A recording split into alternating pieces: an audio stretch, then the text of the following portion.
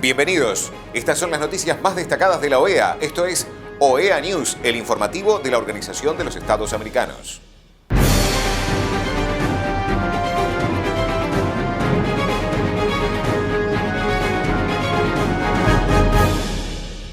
Es momento de compartir los títulos de las noticias más importantes que vamos a estar brindando a ustedes. Inauguración del 78º Período Ordinario de Sesiones de la CICAD. Las mujeres graduadas del Centro Taamay están convirtiendo la capacitación en ingresos. Reunión Secretario General de la OEA y Enviado Especial de ONU para Haití. Mensaje sobre la vida de las mujeres de Nariño, Colombia. El secretario general de la OEA, Albert Ramdin, inauguró el 78º Período Ordinario de Sesiones de la CICAD, el foro más importante de las Américas en materia de políticas sobre drogas.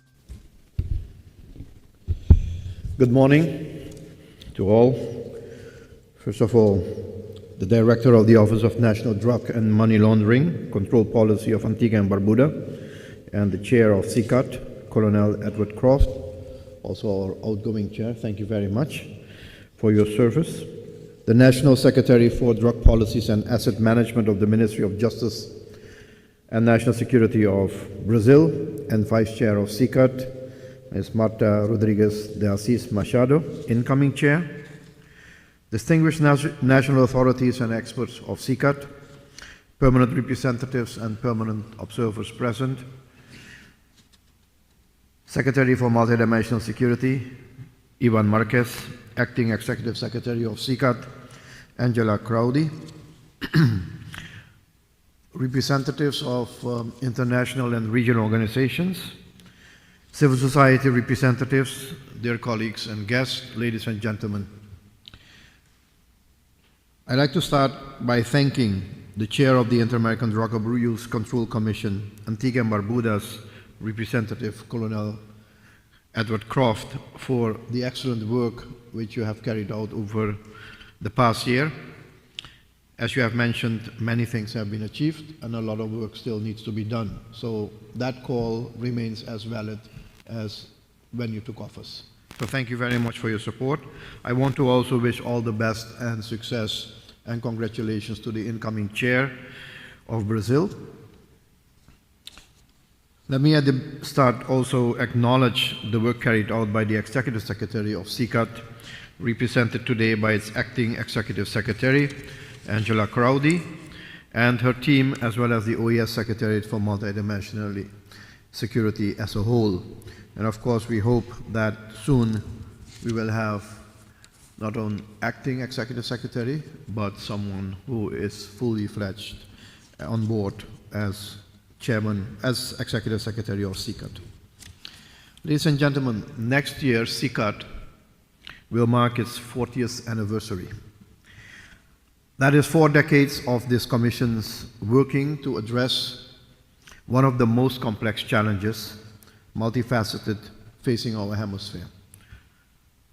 Drug trafficking as part of international and national organized crime, and its wide-ranging implications for state resilience, institutional trust, public safety, and above all, to our youth in our societies. Since its creation in 1986, the Commission has been, and I believe also continues to be, the most relevant forum for addressing the drug problem in our region, while also serving as a point of reference for regional and global debates. I must say that the relevance of this multilateral framework demonstrates the value of this organization as an intergovernmental body. The value of the Organization of American States is one of the functions where lots of success has been achieved, and we need to continue working together. I'll come back to that. I witnessed this function firsthand 12 years ago as Assistant Secretary General when the Organization of American States published the report on the drug problem in the Americas, a report that served as both a starting point and a necessary document for the discussions that took place during the special session of the United Nations General Assembly in 2016. This document included a scenarios report that examined 4 possible paths the drug phenomenon could take in the hemisphere, offering reflections and projections for the period 2013 to this year, 2025. So, very relevant to take care of it and see where we are after 12 years. One of these scenarios was never intended as a model for action, but it was a warning. And I think we should, again, look at that. It showed what might happen if our diversity of approaches turned into fragmentation and if we lost the capacity to act together as a region. That warning remains as relevant today as it was in 2013. We must understand the need for, and we must adopt, as mentioned before by previous speakers, a common approach, a united approach to tackle collectively this crime against humanity, because it's in the interest of our societies, of the stability in our societies, and of our national security. The problems in our Americas persist and in many places has intensified. Criminal organizations have innovated and diversified their production, their routes, and their methods. Whenever possible, they attempt to penetrate state institutions that weaken the systems of accountability that sustain democratic life. More than a security problem alone, it is also a profound governance challenge in many countries. In some localities, drug trafficking groups are developing state-like capabilities with their own system of rules, taxation, and social assistance. The impact is the same everywhere. The legitimacy of the state is weakened, in some cases absent, while citizens become more distant from public institutions and the social contract policies. The human cost is also severe. The region continues to experience high levels of violence associated with organized crime and drug trafficking. The exact numbers vary by country and year, but it is well established that drug-related violence and overdoses in the Americas have at times produced higher annual loss of life than some contemporary civil conflicts in other parts of the world. Not a good statistic, you will agree.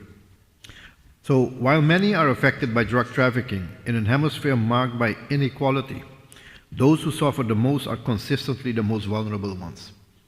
Families in marginalized communities bear the burden of violence and loss of opportunity. Young people confront limited prospects.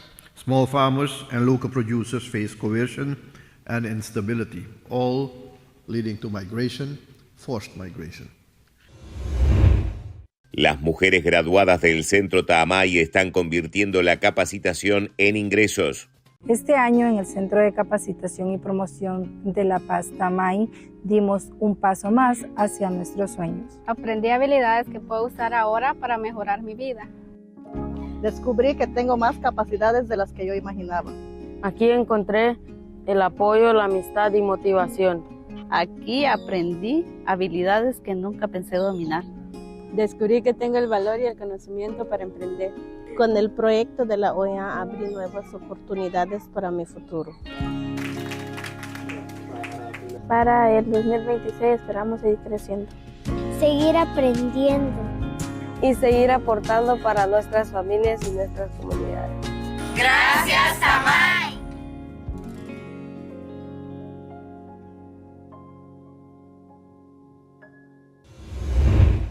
El secretario general de la OEA, Albert Ramdin, se reunió con William O'Neill, enviado especial de la ONU para Haití, y con el equipo de la Misión Interamericana de Derechos Humanos para abordar urgentes y profundamente preocupantes violaciones de derechos humanos en el país, incluido el aumento de la violencia sexual y el reclutamiento de niñas, niños y jóvenes por parte de las bandas.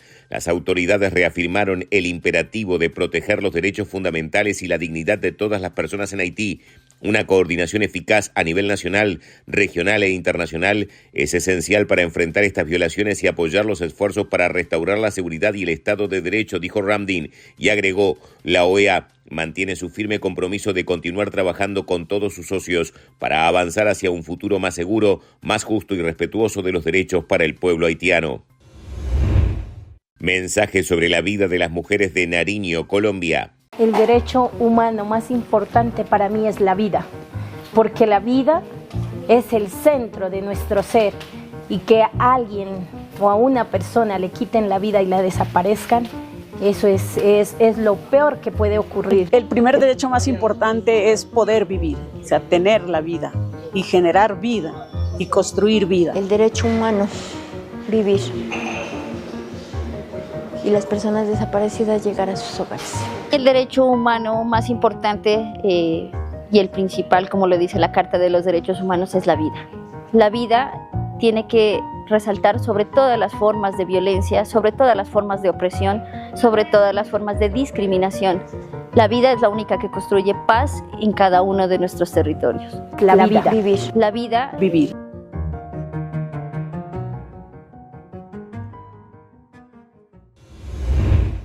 Estas han sido las noticias más relevantes de la OEA, la Organización de los Estados Americanos. Esto ha sido OEA News. Nos reencontramos en la próxima jornada.